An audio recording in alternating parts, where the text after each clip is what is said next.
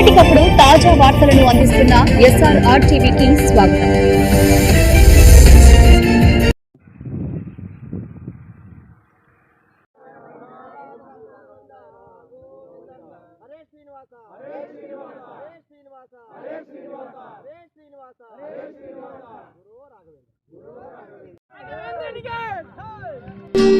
ಹಗಲು ರಾತ್ರಿ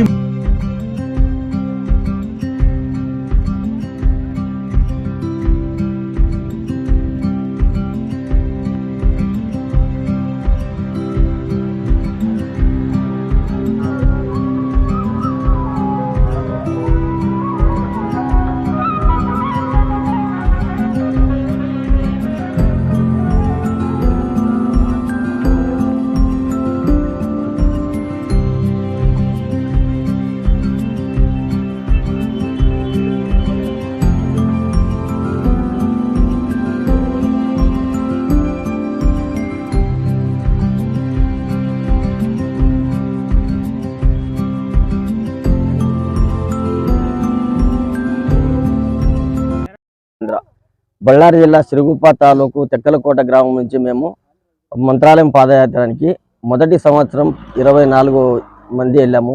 ఇప్పుడు 17వ సంవత్సరం 650 మంది దాకా వెళ్తున్నాము. అంటే రాయరు మనకు అంత మేలు చేస్తున్నాడు, మీకు అర్థమవుతుంది. రాయరు ఉన్నారు. అట్లా మేము వచ్చే పాదయాత్రలకు మాత్రలు కానీ సేవలు, మాత్రలు కానీ వాటర్ కానీ వాళ్ళకి ఏమేమి ఇబ్బందులు ఉన్నాయో అన్నీ మేము ఏర్పడుతున్నాము. తర్వాత ప్రసాదము అన్ని బాగా చూసుకుంటాను రాయర అనుగ్రహంతో, రాఘవేంద్ర స్వామి ఆశీస్సులతో.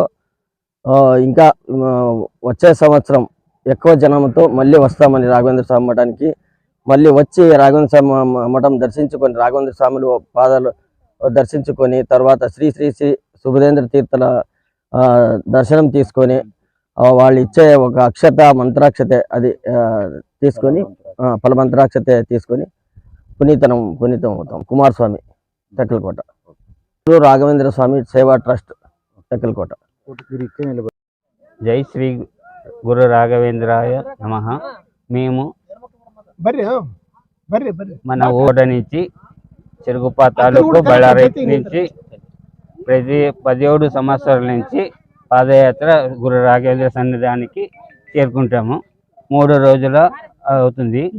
మొదటి రోజు హచ్చడి, 2వ రోజులో వాసికి, 3వ రోజులో మా గురు రాఘవేంద్ర సన్నిధానికి చేరుకుంటాం. మొదట సంవత్సరం 25 నుంచి మెంబర్స్ అయిన తర్వాత ఇప్పటి వరకు 600-700 మంది మెంబర్స్ వస్తున్నారు.